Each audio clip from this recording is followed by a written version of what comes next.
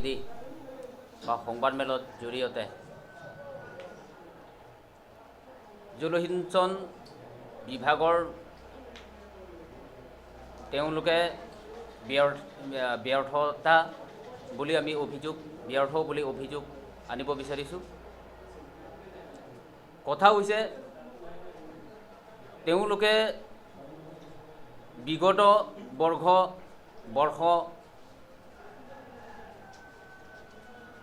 2013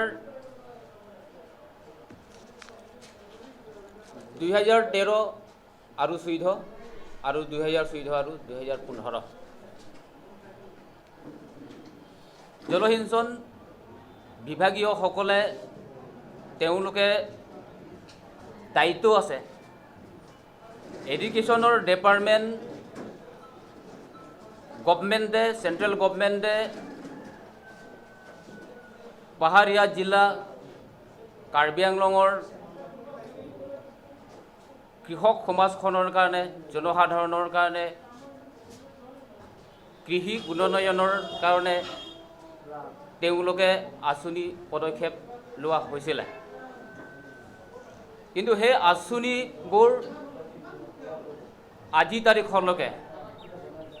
আজি তাৰিখলৈকে তেওঁলোকে সম্পূৰ্ণ কৰিব নোৱাৰিলে, আধাৰুৱা হৈ থাকিলে আৰু তেওঁলোকে ফিল নগৈ পেলাই কাম যে কমপ্লিট হ'ল বুলি তেওঁলোকে প্ৰমাণ কেনেকৈ দিলে, সেইটো আমি এটা অভিযোগ আৰু এটা আমি অভিযোগ কৰিব লগা প্ৰশ্ন।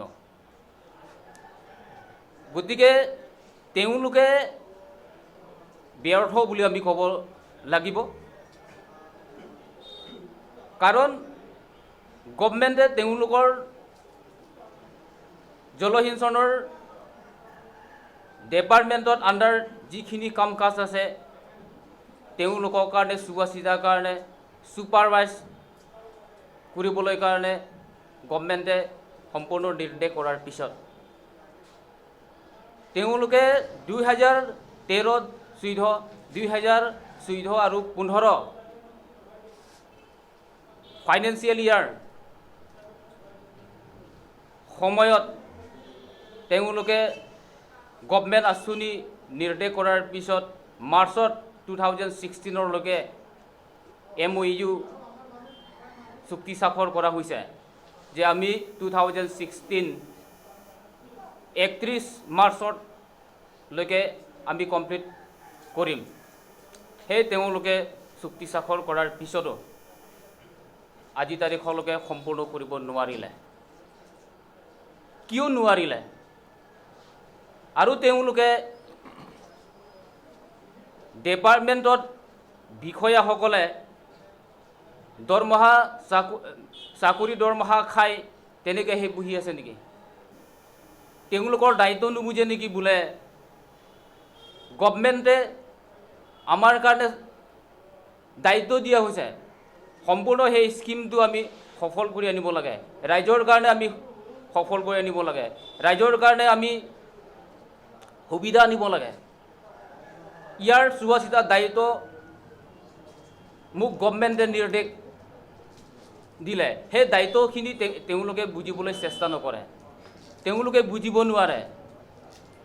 ইয়াৰ কাৰণে আমি অভিযোগ আনিব বিচাৰিছোঁ বা ইয়াৰ কাৰণে তেওঁলোকক আমি অভিযোগ তেওঁলোকে সকিয়নি দিব খুজিছোঁ। সেইকাৰণে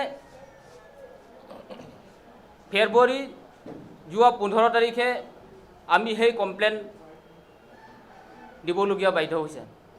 আমি 23টা অৰ্গেনাইজেশ্যন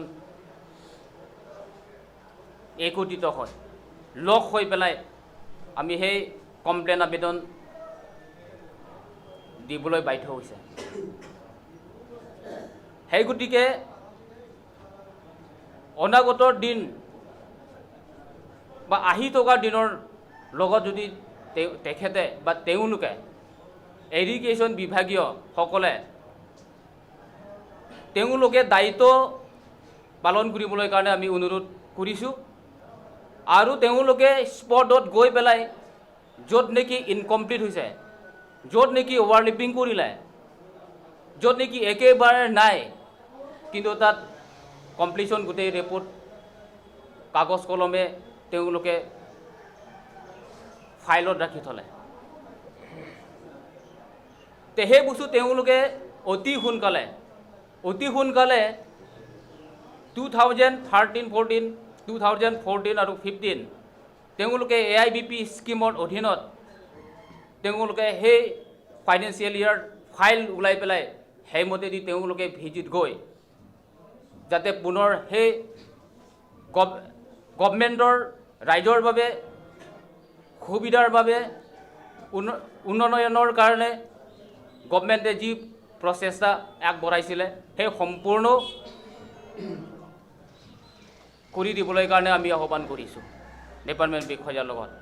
আৰু যদিহে ডিপাৰ্টমেণ্ট বিষয়াসকলে যদিহে সেই স্কিমৰ AIBP স্কিমৰ আণ্ডাৰত তেওঁলোকে যদি অতি সোনকালে স্পটত গৈ নাযায়, স্পটত গৈ পেলাই যদি তেওঁলোকে আৰু সম্পূৰ্ণ কৰিম বুলি যদিহে আমাক প্ৰতিশ্ৰুতি নিদিয়ে, তেনেহ'লে হয়তো অনাগত দিন কাৰণে জংগী আন্দোলন হয়তো আমাৰ কাৰ্বি আংলঙৰ জিলাখনৰ কাৰণে হয়তো জংগী আন্দোলন হ'ব লগা বাধ্য হ'ম। গতিকে সেইটো কাৰণে আমি তেওঁলোকে সকিয়নি দিছোঁ এডুকেশ্যনৰ ডিপাৰ্টমেণ্টৰ বিষয়াসকলক কাৰণে, কাৰণ তেওঁলোকে গভৰ্ণমেণ্ট নিৰ্দেশ দিয়াৰ পিছতে গভৰ্ণমেণ্ট কথা নামানে, গভৰ্ণমেণ্ট অপমানিত কৰিছে ডিপাৰ্টমেণ্ট বিষয়াসকলে।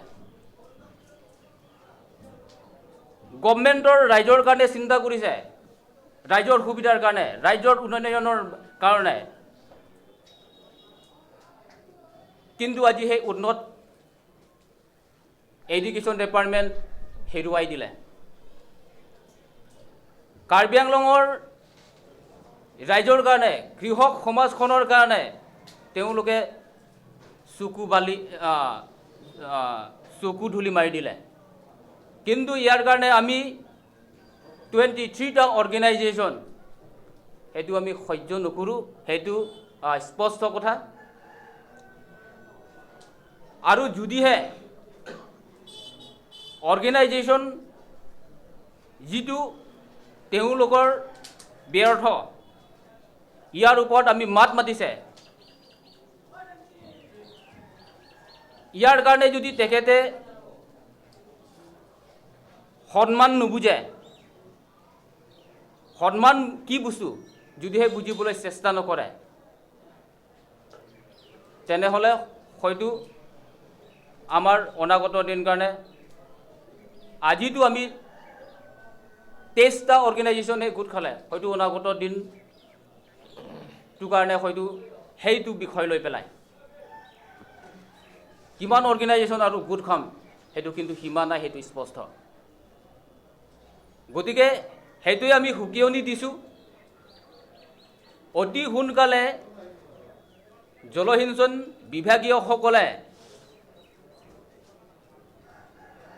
তেওঁলোকে 2013-14, 14-15 ইৰিগেশ্যন, মাইনৰ ইৰিগেশ্যন AIBP আণ্ডাৰত স্কিম যাতে সম্পূৰ্ণ কৰে, ইয়াৰ কাৰণে আমি তেওঁলোকক অনুৰোধ কৰিছোঁ। আৰু বাৰম্বাৰ কৈছোঁ, যদিহে তেওঁলোকে আমি দাবী যদি মিছা বুলি ভাবোঁ,